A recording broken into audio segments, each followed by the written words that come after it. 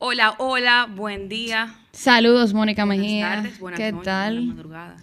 Bueno, sí, nadie sabe en qué momento del día usted nos está escuchando, así que le damos esa Pero bienvenida. yo creo que el que nos escucha de madrugada se gana un pedazo de cielo especial. Sí, definitivamente. Claro. Señores, una semana más aquí en Mentes en Perspectiva, tratando de humanizar la ciencia. Y para ponerlo en acción. Ponerla en acción, claro. Y simplificando términos quizás muy técnicos que podemos ver en los libros, para nosotros es como hermoso poder hablarlo como llano y que lleguen a su corazón y a su mente. Oye, diría yo que hasta las familias, porque nosotros hemos hablado de episodios de familias, de identidades, de todo un poco. Claro. Señores, Josué, nuestro community manager, nos dice, empiecen con esto. Empiecen, díganlo a la mitad y díganlo al final. Así que vamos a tratar de obedecer un poco, quizá parcial, ¿verdad? Suscríbanse si les está gustando el contenido, denle like, comenten, compartan. Eso ayuda a que nosotras, pues, de alguna manera sea como reforzador. Las terapeutas conductuales pueden corroborarme aquí que el ser humano necesita reforzadores para continuar la conducta. sobre todo esta conducta, Mónica. Yo trato de repetirme cada mañana eso que la gente no pone y no dice, ustedes no saben el impacto que están haciendo, porque realmente es un esfuerzo grande. Es algo que disfrutamos mucho, pero es un esfuerzo. Sí. Y algo que queremos seguir perfeccionando y manteniendo. Sí, y bueno, yo creo que siempre lo digo. Justo la semana pasada y la antepasada tenía pacientes en consulta que parece que no se cansan de oírme. Porque tú me ves una semana o cada 15 días y no te cansas y me escuchas nos escuchas en el podcast, así que gracias por escucharme varias veces en un mes. Señores, hoy vamos a hablar de algo que yo creo tenemos como varias vías de tocar este tema.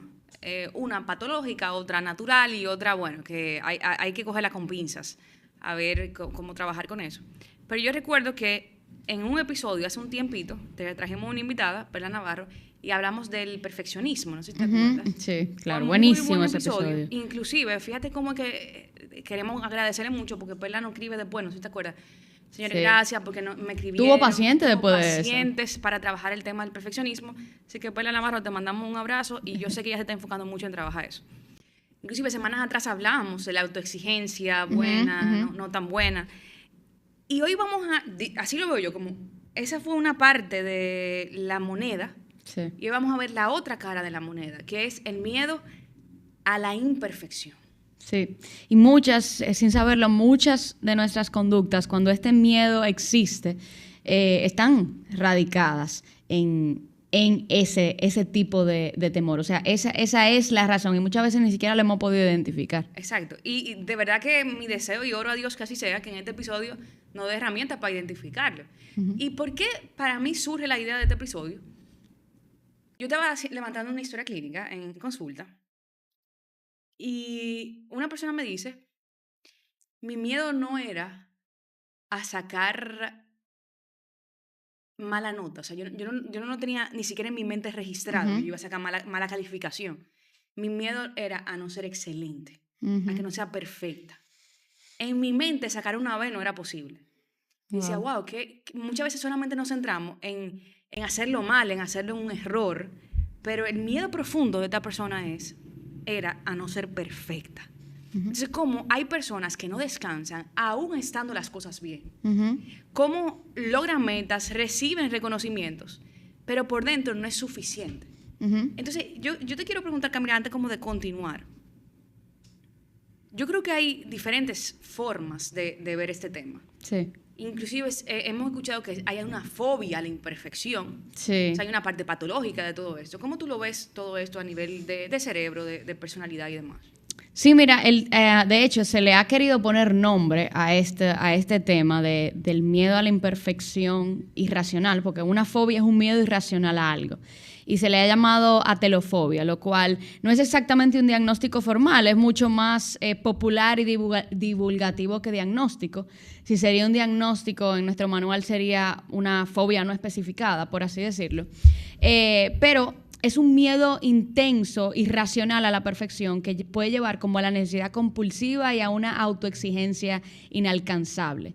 Pero más allá de la definición, es que nuestro valor está siempre condicionado al desempeño. Exacto. No todo el mundo desarrolla una fobia en el tema de la imperfección. Yo lo veo más que como una fobia. Yo, desde mi criterio, lo que diría es que se puede volver un pensamiento obsesivo-compulsivo. Exacto. Y como derivar en una ansiedad tan grande por no caer en ese lugar y en un miedo irracional tan grande que me lleve a que eso sea siempre un pensamiento rumiativo. Y hay que hacer una diferencia clara entre, ok, yo tengo miedo y esto dirige mi conducta, o este miedo me incapacita para funcionar en mi vida diaria. Eso es como tal vez la línea de cruce respecto a esto verdaderamente patológico. Esto no es patológico, esto puede convertirse en patológico, porque el tema con el pensamiento es que va aumentando su intensidad si no sabemos pararlo y si no sabemos alinearlo. Entonces, vamos a hablar desde diferentes focos, pero principalmente entender que esto es una base que si no la atendemos, es un miedo que si no lo atendemos, se puede volver irracional. Déjame ver si entendí. Tenemos, por un lado, la telofobia, que es dentro de, si tenemos que diagnosticar, fobia no especificada en nuestro manual, ¿verdad? Ajá. Ok. Tenemos... Pero es difícil diagnosticar eso, porque ¿por qué es eso y por qué no puede ser algo obsesivo? Verdaderamente, ¿por qué no puede ser simplemente un miedo? O sea, por eso es divulgativo, realmente. Entonces tenemos sobre la mesa que, ojo, este episodio no es para buscar un diagnóstico, sino estamos comenzando con la parte como de educación, digamos. Exacto. A telofobia, que puede ser una fobia no especificada, puede ser un rasgo de personalidad. Podría ser un rasgo de personalidad que está más asociado con el perfeccionismo. Exactamente. Uh-huh. Y ya todo lo otro que viene de mi forma de pensar, que va inclinada más obsesivo-compulsivo, o un miedo natural que viene producto de la crianza, aunque yo creo que todo siempre se lo voy a atribuir a la crianza, de querer ser perfecta. Exacto. O perfecto. Hasta ahora eso es lo que está sobre la mesa. Exactamente. Ok. Exacto. Ok, entonces, ¿cómo esto se ve en la vida real? Yo creo que estamos atravesando común denominadores, porque si nos vamos por fobia, probablemente estemos hablando de esto. Si nos vamos por rasgos de personalidad, también vamos a hablar de esto. Exacto, correcto. Es un tema de que lo vamos a ver de forma global, y acuérdense que el tema de la intensidad y la disfuncionalidad es lo que me va a decir a mí en qué rango yo estoy. Pero esto en general que vamos a hablar ahora... Espérate, vamos otra vez. Una persona que está oyendo, ¿verdad? Porque tú hablaste como pura evaluadora neurocientífica. Sí, en verdad, sí, me fui en una. Te fuiste en una. Una persona que está oyendo esto, ¿qué significa eso? Que depende de la intensidad, de la frecuencia, ¿con qué se come? Óyeme, o sea, más tiene que ver con qué tan intenso es. Exacto. Y qué tanto me incapacita en mi vida diaria. O sea, por estos pensamientos yo no puedo ni ir a trabajar, por ejemplo. Yo no puedo ni levantarme de mi cama, o yo no puedo ni salir de mi casa. O es algo con lo que yo manejo y genero mi estilo de vida, y es algo que puedo mejorar en mi vida definitivamente. Es un tema de oportunidad, pero no me incapacita. O sea, yo puedo funcionar. Perfecto. Eso es funcionalidad o adaptación. Por si acaso lo vuelvo a decir. Hiciste un buen trabajo aterrizando. Te felicito. Entonces, ¿cómo esto se ve en la vida real? Camila comenzó diciendo. Yo creo que hay una preocupación constante. Tú también lo dijiste ahorita, por ser suficientemente bueno. O sea, no bueno. Bueno cualquiera. Claro. Ser excelente. Ser más que excelente. Es una necesidad compulsiva de ser perfecto. Muchas veces se puede volver compulsiva. Exacto. No necesariamente siempre es compulsiva, pero es fácil volver compulsiva. Y un miedo irracional muchas veces a no ser perfecto. Exacto. Miedo que se puede convertir en miedo irracional. Exacto. Entonces, ¿cómo se ve esto? ¿Cómo nosotros nos comportamos a nivel de mente y a nivel de conducta al momento de tomar decisiones? Casi siempre viene acompañado con un miedo a tomar decisiones. Y hay algo que nos diferencia mucho de la fobia y de la parte natural del ser humano de tener miedos, que específicamente en la fobia hay una parálisis importante. El perfeccionismo natural y obsesivo-compulsivo es más de hacer. Cuando, si algo tengo que diferenciar, cuando vemos la fobia, casi siempre de parálisis. Y evitativo. La fobia evita totalmente. Exactamente. Pero eso fue como un paréntesis. Se ve en la vida real con una clara dificultad para recibir críticas. O sea, cuando a mí me dan un feedback negativo ese día, esa semana, ese mes, ese año, yo tengo un caso en conducta que recibieron, en consulta, que recibieron un feedback negativo en un determinado momento del año y duraron el año entero tratando de digerir ese feedback negativo. Aquí vemos una necesidad de perfeccionismo y un horror y miedo compulsivo a no ser Y exacto, eso se convirtió en un pensamiento obsesivo. Exactamente. También se puede ver en la procrastinación. Hemos hablado mucho de eso. Óyeme, ese tema, Mónica, me llega tanto a consulta porque el tema procrastinación es un eje en casi todo lo que yo evalúo a nivel de déficit de atención. Pero muchas veces cuando yo indago, me doy cuenta, más de lo común, tal vez de lo normal, que la procrastinación no necesariamente está relacionada con el TDAH únicamente o con el TDAH punto, sino también está muy relacionada a temas de perfeccionismo. Claro. O sea, la gente, hay personas que por no combatir el hecho de poder enfrentarse a algún error o de no hacerlo perfecto, lo postergan y lo postergan y lo postergan. Y se quedan en el mismo pensamiento constantemente. Y muchas veces puede haber lado tanto TDAH como procrastinación del perfeccionismo. Ojo con eso. Sin embargo, hay una procrastinación que cuando tú te pones a indagar, tú ves que tiene que ver con miedo, tiene que ver con temor a no ser excelente, a no hacerlo perfecto. Exactamente. O sea, esto pasa mucho. Por eso, cuando tenemos un episodio también de procrastinación y hablamos de eso, y óyeme, muy ¿por bueno. Qué? De hecho, ese fue uno de los primeros episodios que hicimos, ¿tú te acuerdas? ¿Por qué tú estás procrastinando? Exactamente. Y eso es una de las razones más comunes. Excelente. Así se ve en la vida real. Y también se ve en ansiedad constante, se ve en la incapacidad de delegar, porque todo yo tengo que controlar que esté perfecto. Se ve como el episodio que hablábamos anteriormente de la autoexigencia extrema y negativa. Y yo creo que en una incapacidad de sentir logro, porque es que nunca termino. No, todo el tiempo este pensamiento de insuficiencia está presente. Ahí es cuando la autoexigencia, que lo hablamos en el episodio pasado, se vuelve nociva. Exacto. Y no productiva. Y yo creo que en este episodio estamos elevando el nivel de complejidad de esto, porque sí hay personas que logran cosas y su meta es el logro constantemente, y mi identidad depende del logro, pero por momentos, aunque sea un momento corto, sienten la satisfacción de lograr. Exacto. Y ya luego reinician rápido y tienen que seguir logrando. Pero este tipo de personas no sienten nunca el logro. Me vienen a la mente casos frecuentes que veo en consulta. Y inclusive tú lo ves en la forma de hablar. Hablan rápido. Espérate, vamos al paso. Y cuando tú indagas, ¿cuándo en algún momento tú te quedaste en el rol simplemente ser tú? Así mismo me dicen, yo no sé ni siquiera lo que tú me estás preguntando. Exacto. Y esto viene acompañado de una desconexión emocional. Claro, esto es agotador. O sea, igual que es agotador el manejo de los pensamientos obsesivos. ¿Por qué? Porque esto se vuelve obsesivo. Y este es el tema. Es escucharlo. Porque es que tú te vuelves preso de ti mismo. Sí. Es horrible. Entonces, a mí siempre me gusta esto del pensamiento. Los pensamientos son como una planta, vamos a decirlo así. Y al final, si tú no le prestas atención a esa planta, ¿qué pasa? Y la pones en un lugar donde no puede crecer, la planta muere. Y eso pasa con los pensamientos. Entonces, si yo alimento este pensamiento con mi entorno, que sería como esta planta, que el sol,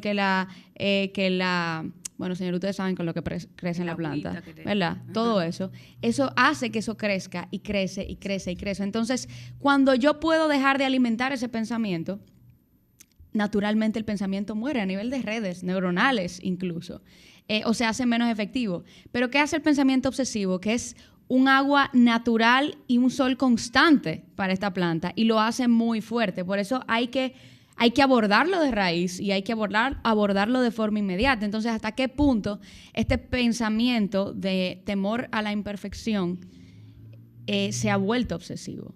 Y te ha desconectado de ti mismo, te ha hecho procrastinar, claro, te ha hecho tener esta autoexigencia extrema, vivir en esa ansiedad constante. Eso es lo que hay que prestarle atención con mayor rigurosidad.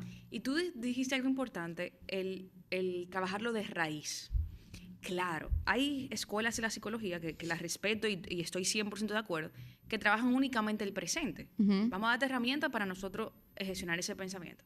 Pero si tenemos que desnudar un poco el concepto de raíz, puede ser solamente mencionar, porque siento que hablamos mucho de eso en todo el episodio, de que viene de algo de crianza, cuando tú solamente eras validado en el sistema por los logros.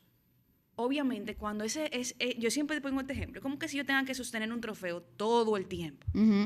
me cuesta, pero me da placer, porque por ese trofeo que yo desde niña estoy sosteniendo, me miran, mi hermano es la oveja negra, pero yo soy la oveja blanquita, la esperanza de la familia, la que va hecha para adelante, la que le va bien en los deportes. Pero, ¿cuál es el costo de sostener ese trofeo todo el tiempo? Ujú. ¿En qué momento eres niña o niño? Y eso drena, pero así mismo se va mi forma de pensar. Yo siempre tengo que sostener la perfección en la adultez. Entonces, fíjate, importante buscar la raíz, porque eso me ayuda a mí, a las técnicas del presente de reestructuración cognitiva, de difusión cognitiva, poder buscar por qué viene este pensamiento. Ahora, te tengo una pregunta. No sé si tendrás la respuesta, pero tengo entendido que hay un componente genético en la parte ansiosa, obsesiva, compulsiva. Por lo tanto, puedo asumir que quizás haya un componente parcialmente genético en esta parte del perfeccionismo o de la fobia. ¿Qué piensas tú? Mira, la verdad es que en algún grado nunca podríamos negar que los genes están presentes, por lo menos a nivel de predisposición, que es lo que uno establece. De que esto sea un componente totalmente genético, yo te podría decir que hay componentes, más que esto sea lo genético, hay componentes que te predisponen, por ejemplo, el temperamento de tus padres, la misma salud mental de tus padres o de la familia, o la forma intrínseca en la que se manejan. Pero la verdad, si tenemos que ponerlo en una balanza, el entorno tiene un componente mucho mayor. Uno viene con sus predisposiciones porque uno viene con un temperamento base que hace que esto se haga más probable, vamos a decirlo así. Y luego se convierte en una personalidad menos flexible. Pero en torno aquí hay mucho. Y creo que aunque haya un componente genético, si viene ya de por sí con un componente genético y un temperamento inclinado a esto, y el ambiente lo refuerza, tú tienes una bomba. Exacto. Por ejemplo, yo lo puedo ver en mi hijo. No te estoy diciendo que él tenga un temperamento que va inclinado a eso. No me parece, ¿no? Pero en algunas cosas, la frustración es tan tal cuando él no logra hacer algo. Y cuando yo digo, primero eso es parte natural del ser humano. Pero eso lo sacó de ti. Eso lo sacó de mí. Ese temperamento, es lo que te digo, hay una predisposición ahí importante. O sea, es increíble, como yo siempre digo, que en su parte social y feliz, él es su papá. Y él es risueño. Ese es su papá. Ajá. En la parte donde se quilla y se molesta y se frustra, su mamá. Poca tolerancia. Entonces yo sé eso, primero porque me veo en eso. O sea, yo sé que el temperamento está ahí desde pequeñito. Y mi deber como mamá, que conozco este tema, es acompañar. Espérate, yo no te voy a quitar eso que te está dando frustración, pero sí te voy a acompañar. Le digo, paciencia. Y él dice, ya. Entonces, pero imagínate que yo, al no identificar eso... Yo te lo voy a decir eso mismo a ti. No me lo digamos como aquí. Y hacer muy similar en este aspecto, lo que quiera es responder con mis fantasmas también. Claro. Obviamente, yo puedo entender que tiene una predisposición genética. Y si el ambiente viene, tengo el 100% destinando al niño a que sea un poco así. Entonces, totalmente. Creo que todo el tema de corrección constante, yo no sé, tú trabajas mucho con niños, la parte de evaluación, de cuidado, no te subas ahí, cuidado. El niño, me imagino que su sistema nervioso... Hiperalerta. Exacto. Se vuelve hiperalerta porque muchas veces el niño no responde en el momento de la infancia a estar alerta, pero sí interioriza que todo es crítica. Y todo es peligro. Y todo es peligro, claro que sí. Excelente. Entonces, digo excelente porque estamos buscando raíces. Entonces, ya vimos que puede ser que una parte del pasado sea fusionar tu identidad con tu desempeño.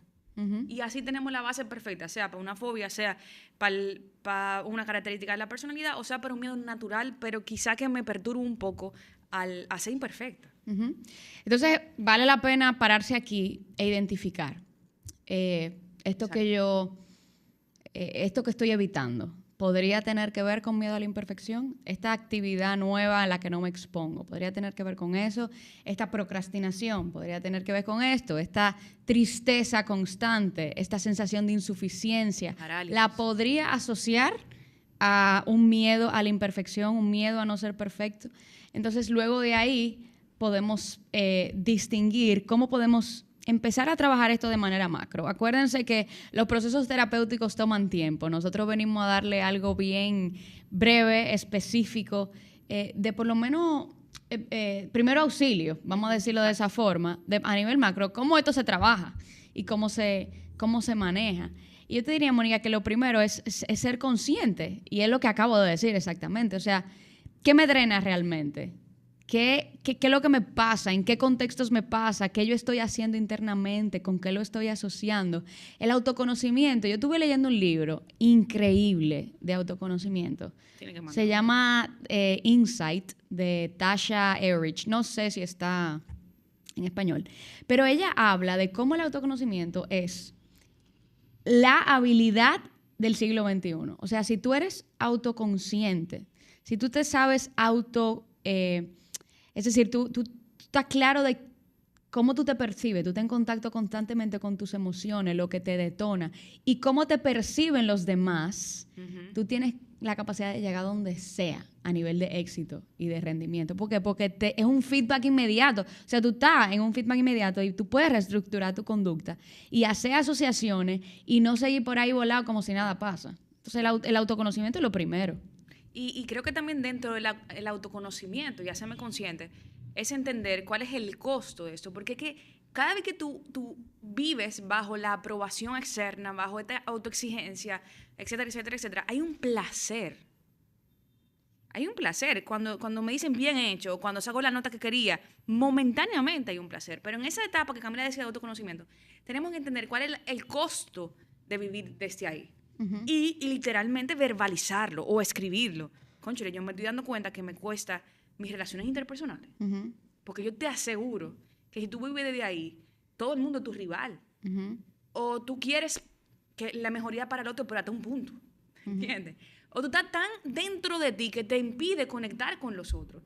Y mucha de esto se ve muchas veces, no estoy diciendo que siempre, en arrogancia, en irritabilidad, en poca tolerancia, y esto te va dañando las relaciones interpersonales. Tú vives en un ambiente sin paz, de una prisa constante. Entonces, en esta primera etapa de autoconocimiento es entender lo que decía Camila y luego qué me roba eso. Ahora, en segundo paso, hay una característica o una técnica, mejor dicho, que se llama difusión cognitiva. ¿Con qué se come eso, como decimos? Es entender, primero, que no todo lo que llega a mi mente es verdad. Diga yo que más del 90% de lo que llega a tu mente, te voy a poner un ejemplo práctico, muy práctico. Estaba hablando yo con una querida paciente que yo sé que no tendría problema en yo decir este ejemplo.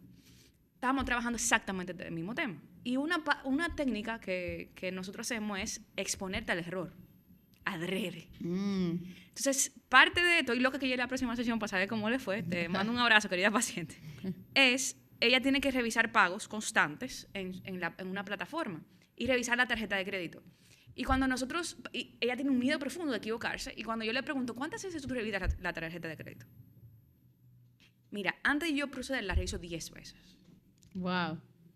Y no es un pago que ella recibe, es muchos pagos. Y yo, ok, vamos a hacer algo. ¿Qué tal si nada más en esta semana revisamos 2 veces? Tú tienes que estar loca, madre. La ansiedad. O sea, no hay forma. Pues esto se ha convertido en Emma, yo te podría decir que eso puede ser un comportamiento compulsivo, no necesariamente que raye en TOC, pero eso potencialmente sí puede ser, ¿oíste? Exacto.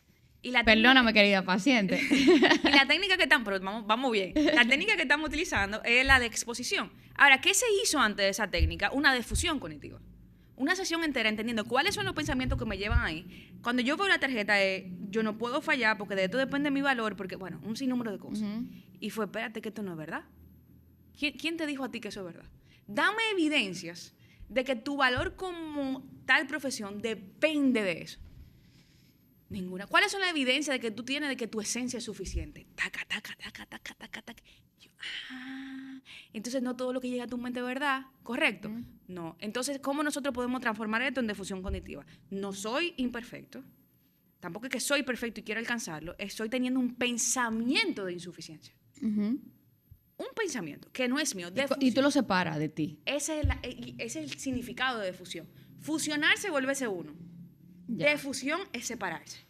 Exactamente. Esto es un pensamiento de imperfección que me está llegando ahora mismo, pero no es mi verdad. Y ya luego vengo con reentrenar mi cerebro y mi conducta a lamentablemente, exponerme. Activación conductual. Exponerme a el miedo más grande que tengo, que es a equivocarme. Y eso es lo único que tenemos seguro en esta vida. Y me llegó un pensamiento a la mente de una madre que escuchó, de hecho, nuestro, ¿cómo se llama? Nuestro episodio de autoexigencia y me dijo, lo veo mucho en mi hija. Y me surgió esta pregunta, o sea, ¿cómo saber, cómo identificar? Porque es muy importante como padres poder identificar que nuestros hijos están creciendo con estas raíces de miedo a la perfección. No porque necesariamente usted esté aportando en algún sentido, pero debe evaluar su sistema, cómo su sistema familiar refuerza eso, sí, por ejemplo. Y obviamente también hay una base probablemente ansiosa de temperamento que haya venido y evolucionado desde los padres. Pero, por ejemplo, si su hijo, usted ve que maneja mucha frustración y luego se traga la frustración como culpa, que hay una diferencia entre sentir frustración y después ser risueño como el bebé de Mónica, y hay otra entre constantemente señalarse a sí mismo. Cuando usted es su hijo, usted le oye autocriticándose constantemente. Si lo hizo algo mal en una clase, es que yo soy, es que yo tengo, y no puedo manejar esta frustración, no me puedo regular. Tengo miedo, no me quiero exponer a cosas nuevas, por ejemplo. O tengo una conducta evitativa ante cosas que no necesariamente son nocivas. Perdón, quiero preguntarte algo que tú estás desarrollando eso. ¿Se puede ver también cuando hay una agresividad luego de la frustración y te quedas en la agresividad y te trancas en una habitación como niño y como ya no quiero hablar con nadie? Siempre y cuando después se me pase, porque eso es normal. Okay. Siempre y cuando después se me pase y no se traslade a mi identidad, que ahí es que está la parte, el diálogo que ellos usan, las necesidades de todo perfecto, el querer tener la mejor nota, porque todo eso son señales de alerta que tienden a tener padres también perfeccionistas y exigentes. Entonces, primero revísese, porque al final lo que su hijo está presentando no es algo que le va a dar buenos resultados después. Puede ser bueno recalcular y tratar de ayudarlo y también, no de obligarlo necesariamente, pero acompañarlo en su proceso de frustración, animarlo a cosas nuevas y acompañarlo luego de ese proceso, constantemente desmontar sus ideas, hacer esa difusión cognitiva, acompañarlos a hacer esa difusión cognitiva y tener este diálogo. Obviamente tenemos que resolverlo primero en nosotros para poder hacerlo con ellos, pero ojo, padres, porque todo esto después se lleva a la adultez con problemas significativos. Oye, tenemos que grabar un episodio de eso. Sí. Está bueno eso. Eso es clave, eso es clave. Está bueno. Pero sí, al final creo que, Mónica, es un tema de pensamiento, es un tema de lograr manejar y ser cada vez totalmente responsables de lo que dejamos que entre a nuestra mente y no andar ahí a bandos. Sin ser autoconscientes de lo que está sucediendo. Y creo que todo, como lo más profundo de verlo es cuál es la persona que tú realmente quieres ser. Y yo creo que por lo menos en cada 2 episodios menciono esta pregunta, porque lo vivo desde ahí y practico mi consulta desde ahí. ¿Qué es lo que tú quieres sí, ser? No lo que el otro espera de ti. ¿Qué es lo que quieres ser? Así tenía una conversación con una persona el otro día. Me decía, estoy impaciente, estoy irritable, pero lo que quiero ser es paciente. Y me decía, cuidado si yo tengo un trastorno de múltiple personalidad o dualidad de personalidad. Y dije, no. Lo que pasa es que, no se lo dije así, pero aquí lo hablamos, estamos siendo incoherentes con mis valores. Entonces, ahora nos toca, trabajando esto, redefinir el concepto de éxito. El éxito para ese tipo de personas es la perfección o, como hemos volteado la moneda, es no ser imperfecto bajo ninguna circunstancia, o sea, no equivocarme bajo ninguna circunstancia, qué ilusión. Pero cuando yo voy hacia mis valores, la pregunta primera es, de la perfección es, ¿quedó perfecto? ¿Sí o no? Sí, casi siempre va a ser no, porque es imposible.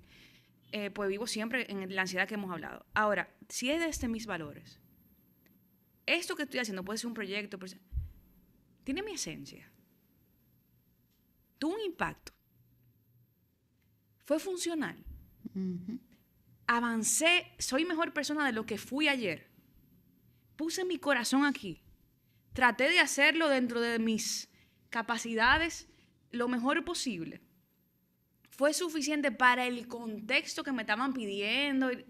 Sí. Ok. Entonces, la rúbrica de éxito tiene que cambiar. La rúbrica del perfeccionismo es simple. ¿Fue perfecto o no? ¿Saqué 100 o no? En la rúbrica de mis valores, que eso solamente te lo puedes responder tú, ¿cuál es la persona que yo quiero ser? Tú sabes que yo no quiero sacar 100. Yo quiero ser mejor que ayer. Yo quiero poner aquí en este proyecto, en esta vida, en este hijo, mi esencia, mi pasión, y desde ahí se vuelve, wow, qué lindo. No me gané el premio, la cual fue nominada, no sé, estoy viendo un ejemplo, pero pude conectar con personas. Pero dentro de este ritual de ceremonia, vieron mi trabajo, pero no por lo que yo gané, sino por la esencia de mi trabajo. Fíjate cómo cambia la rúbrica cuando tú vives de acuerdo a tus valores, no de acuerdo a lo que o esperan de ti o lo que ya tú esperas de ti desde la parte obsesiva, compulsiva, perfeccionista. No sé si me entienden. Totalmente. Así que nada, señores, cerramos este episodio enviándoles un abrazo. Se nos olvidó pedirles que se suscriban a la mitad, porque imagínate, uno está aquí fundiendo, que uno va a estar pensando en suscripción. No va a pasar. Pero, señores, de verdad, pare lo que esté haciendo en este momento y dele follow, like, no sé lo que le salga por ahí, pero es muy importante aparentemente, porque él es muy enfático en eso. Pero nosotras no somos mercadólogas, somos psicólogas, así que háganos ese favor y ayúdenos en ese sentido. Señores, nos vemos la semana que viene. Muchas gracias por estar y por ser fieles a Mentes en Perspectiva. Bye.